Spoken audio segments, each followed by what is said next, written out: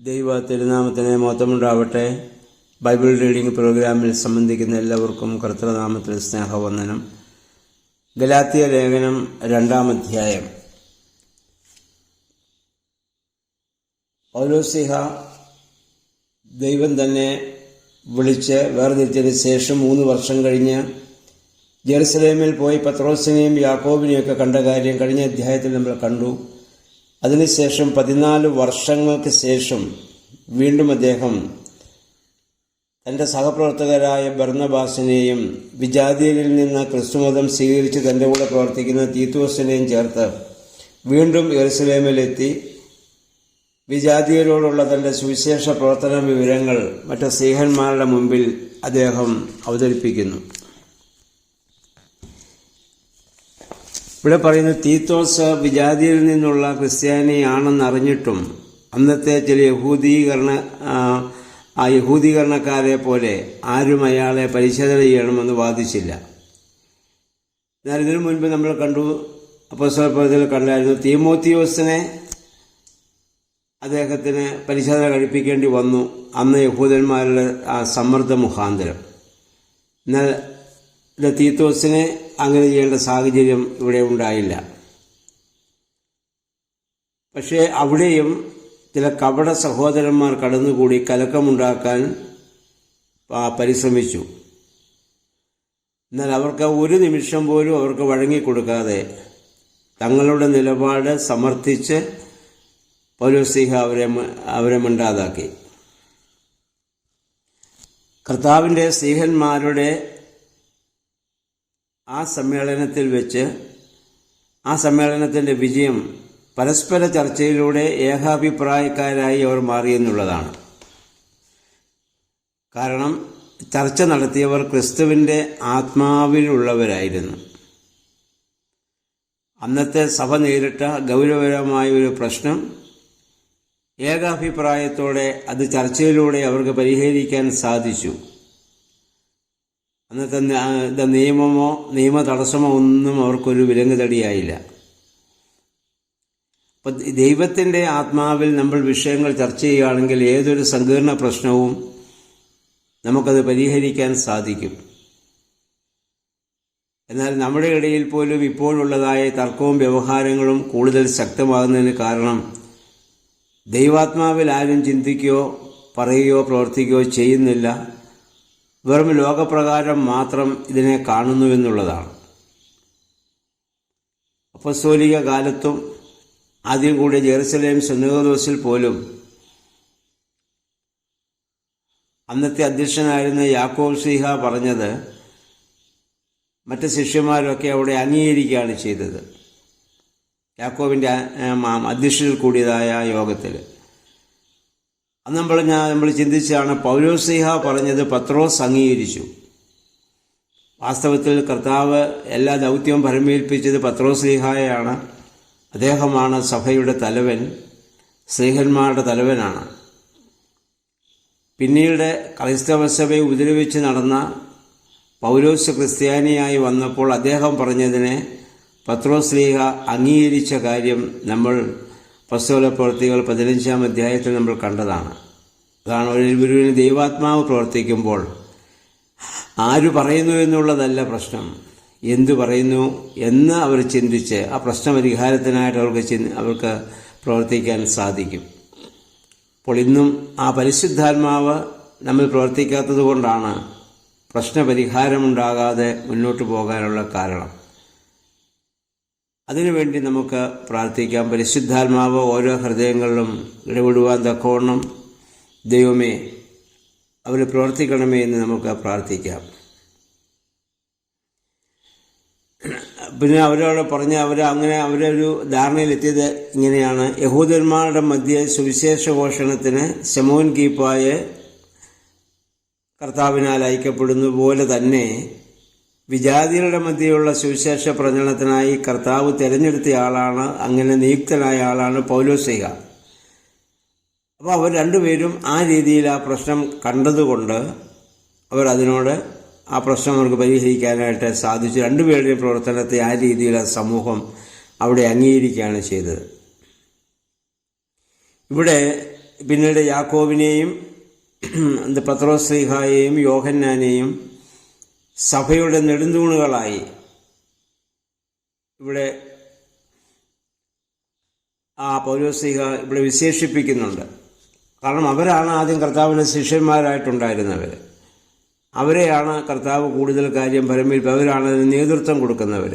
ആ നേതൃത്വത്തെ പൗലോസ് ശ്ലീഹ വിനീതമായി അംഗീകരിക്കുകയാണ്.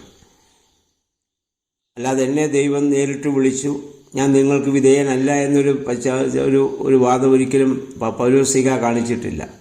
പക്ഷെ അവരുടെ തെറ്റുകളെ പൗലോസ് ശ്ലീഹ ഇത് തുറന്ന് കാണിക്കുകയും ചെയ്തിട്ടുണ്ട്. പൗലോസ് ശ്ലീഹ പറയുന്നവർ എനിക്കും ബർന്നബാസിനും സാഹോദര്യത്തിൻ്റെ വലങ്കൈ അവരത് നീട്ടിത്തന്നു. കൂട്ടായ പ്രവർത്തനത്തിനുള്ള സന്നദ്ധത അവരറിയിച്ചു. അത് വിശുദ്ധ പൗലോസും വളരെ സന്തോഷമുള്ള കാര്യമാണ്. പിന്നീട് പറഞ്ഞു, ഒരു കാര്യത്തിൽ നിങ്ങൾ ശ്രദ്ധിക്കണമെന്ന് സ്നേഹന്മാർ ഇവരെ ഉപദേശിച്ചു. ദരിദ്രരെ സഹായിക്കുന്ന കാര്യത്തിൽ നിങ്ങൾ പ്രത്യേകം ശ്രദ്ധിക്കണം. ആദ്യമേ സഭയിലൊക്കെ നമ്മളിത് കാണുന്നുണ്ട്. സഭയിലെ ദാരിദ്ര്യം അനുഭവിക്കുന്നവരോടുള്ള പ്രത്യേകമായ പരിഗണന. ഇന്ന് സഭയിൽ നിന്ന് അതൊക്കെ നഷ്ടപ്പെട്ടു പോയി. അതുകൊണ്ടാണ് വേദന അനുഭവിക്കുന്നവന് ഈ സഭയിൽ തുടരാൻ സാധിക്കാത്തൊരു സാഹചര്യം. അതുകൊണ്ടാണ് മറ്റ് സഭകളിലേക്ക് കൂടുതൽ ആളുകളൊക്കെ പോകുവാൻ ഒരു കാലത്ത് കാരണമായതും അതൊക്കെ കൊണ്ട് തന്നെയാണ്. അതിന് വ്യത്യസ്തമായി ഓരോരുത്തരുടെയും വേദന സ്വന്തം വേദനയായി ഏറ്റെടുത്തുകൊണ്ട് അവരോട് സഹകരിക്കാനും പ്രവർത്തിക്കാനും നമുക്ക് സാധിക്കേണ്ടതാണ്. 11 മുതൽ 13 വരെയുള്ള വാക്യങ്ങൾ പത്രോസും പൗലോസും അന്ത്യോക്യയിൽ വെച്ച് നടന്നതായ സംഭാഷണമാണ്. അതിൻ്റെ വിഷയം എന്തെന്ന് ചോദിച്ചാൽ, വിശുദ്ധ പത്രോസ് ശ്ലീഹ അവിടെ വെച്ച് വിജാതീയ ക്രിസ്ത്യാനികളുടെ കൂടെ ഭക്ഷണം കഴിച്ചിരുന്നു. എന്നാൽ യെരുശലേമിൽ നിന്നുള്ള യഹൂദ ക്രിസ്ത്യാനികൾ വന്നപ്പോൾ അവരുടെ വിമർശനത്തെ ഭയപ്പെട്ടിട്ട് അദ്ദേഹവും ബർന്നബാസും അവിടെയുള്ള യഹൂദ ക്രിസ്ത്യാനികളും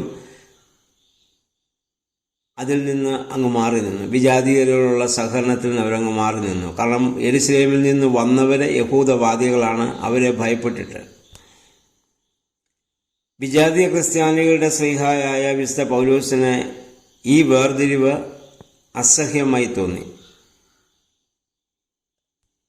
അപ്പം അദ്ദേഹം വ്യക്തിപരമായി ആ തെറ്റിനെക്കുറിച്ച് പത്രോസ് ശ്ലീഹയുമായി അദ്ദേഹം സംസാരിക്കുകയും ചെയ്തു.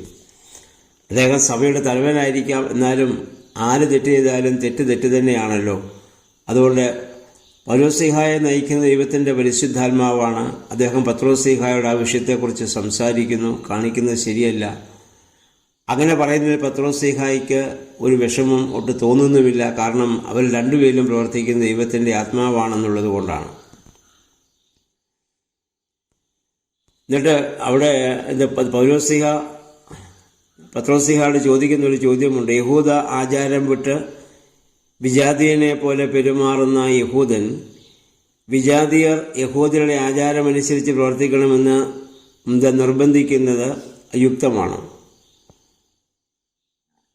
അദ്ദേഹം പറയുന്നു, ജന്മന യഹൂദന്മാരായ നമുക്കറിയാം മനുഷ്യൻ നീതീകരിക്കപ്പെടുന്നത് ന്യായപ്രമാണത്തിൻ്റെ അനുഷ്ഠാനം കൊണ്ടല്ല, യേശു മശീഹയിലുള്ള വിശ്വാസ മുഖാന്തരമാണെന്ന്. അപ്പം അതുകൊണ്ട് ന്യായപ്രമാണ അനുഷ്ഠാനത്തിലൂടെ അല്ലാതെ മശീഹായിലുള്ള വിശ്വാസത്തോടു കൂടി നീതീകരിക്കപ്പെടാൻ വേണ്ടി യേശു മശീഹായിൽ നിന്നും നാം വിശ്വസിച്ചു. കാരണം ന്യായപ്രമാണ അനുഷ്ഠാനം വഴിയല്ല ഒരു മനുഷ്യന് നീതീകരിക്കപ്പെടുന്നത്. ന്യായപ്രമാണ അനുഷ്ഠാനം കൃപയാലുള്ള രക്ഷപ്പെടുന്നത് വരെയുമുള്ള ഒരു ചെറിയ വഴികാട്ടി മാത്രമായിരുന്നു. എന്നാൽ ആ യഥാർത്ഥ രക്ഷ വന്നതിന് ശേഷം വീണ്ടും ന്യായപ്രമാണത്തിൻ്റെ ആചരണം കൊണ്ടാരും സ്വർഗരാജ്യം അവകാശമാക്കുകയില്ല. അപ്പം പൗലോസ് ശ്ലീഹ പറയുന്നത് നമുക്കതറിയാം, പിന്നെ എന്തിനാണ് നമ്മൾ മറ്റേ യഹൂദന്മാരെ ഭയപ്പെട്ടിട്ട് അതിന് വിധേയപ്പെടേണ്ട കാര്യം എന്താണ്?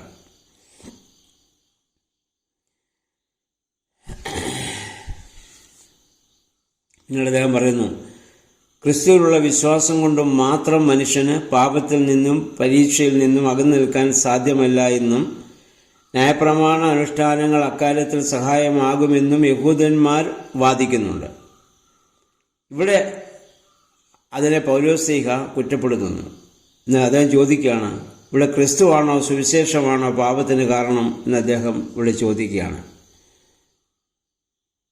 അപ്പം യഹൂദന്മാര് എന്ന് ക്രിസ്ത്യാനികളായവർ അന്ന് പഠിപ്പിച്ചിരുന്നത് യേശുക്രിസ്തുവിലുള്ള വിശ്വാസം കൊണ്ട് മാത്രം ഒരു സ്വർഗ്ഗരാജ്യത്തിൽ പോകാൻ സാധിക്കത്തില്ല, അതോടൊപ്പം ന്യായപ്രമാണം കൂടി അവനനുസരിച്ച് ജീവിക്കണം എന്ന് പറഞ്ഞാൽ അവരതുവരെ ആചരിച്ചു വന്ന ന്യായപ്രമാണ ആചരണവും അതിൻ്റെ കൂടെ ക്രിസ്തുവിൻ്റെ കൂടെ വിശ്വാസവും ആയിക്കൊള്ളട്ടെ. അപ്പോൾ പൗലോസ്ലീഹ ചോദിക്കുന്ന, അങ്ങനെ ന്യായപ്രമാണം കൊണ്ട് നീതീകരിക്കപ്പെടുമായിരുന്നെങ്കിൽ അവസാനം അദ്ദേഹം ചോദിക്കുന്നുണ്ട്, യേശുക്രിസ്തു ക്രൂശി മരിക്കേണ്ട ഒരു കാര്യവുമില്ലായിരുന്നല്ലോ.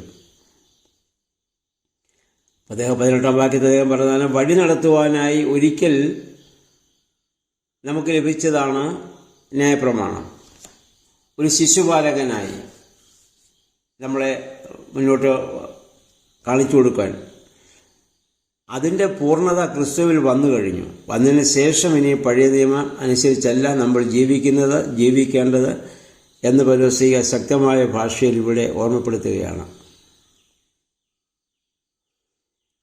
എന്നിട്ട് അദ്ദേഹം 19-ാം വാക്യത്തിൽ പറയുന്നത്, എൻ്റെ പാപം അറിയുവാനും ദൈവത്തിനായി ഞാൻ ജീവിക്കുവാനും തക്കവണ്ണം ന്യായപ്രമാണത്തിന് ഞാൻ മരിച്ചിരിക്കുകയാണ്. അതുകൊണ്ട് മശിഹായോടുകൂടി ഞാനും ക്രൂശിക്കപ്പെട്ടു.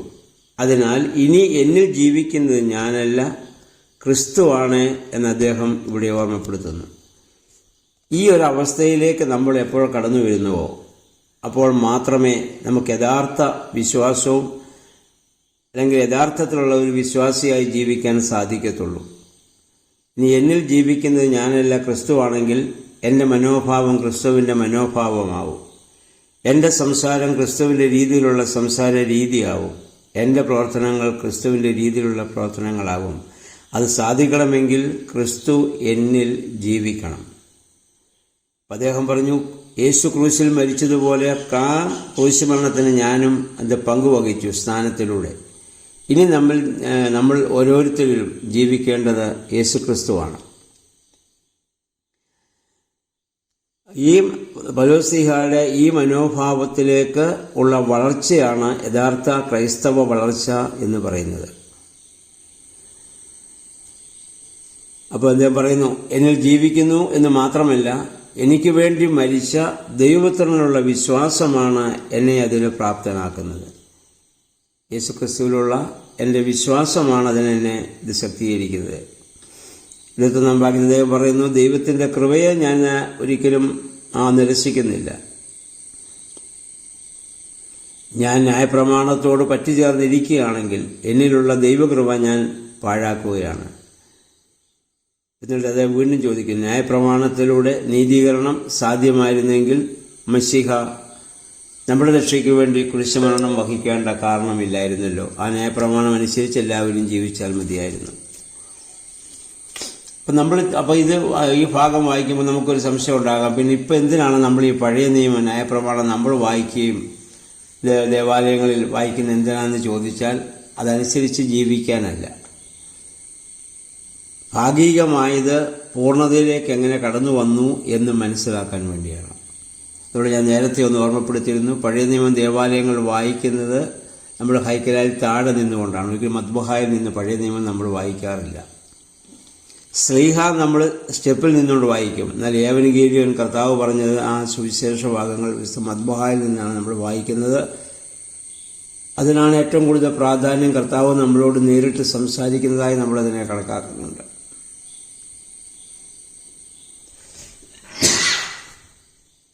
അപ്പോൾ ഈ അധ്യായത്തിൽ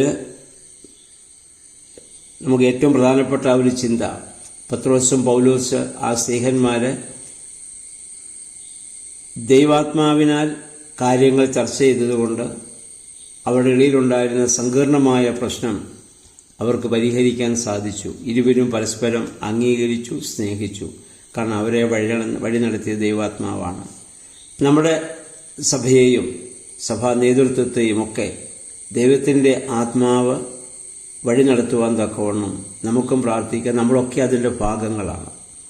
ആ ദൈവാത്മാവിൽ നമ്മൾ ചിന്തിക്കുമ്പോൾ മാത്രമേ പ്രശ്നപരിഹാരം സഭയിലും സാധിക്കത്തുള്ളൂ. അതിന് ദൈവമേ, പരിശുദ്ധാത്മാവെ ശക്തീകരിക്കണമേ എന്ന് നമുക്ക് പ്രാർത്ഥിക്കാം. എല്ലാവർക്കും നല്ല ഒരു ശുഭദിനം ആശംസിക്കുന്നു.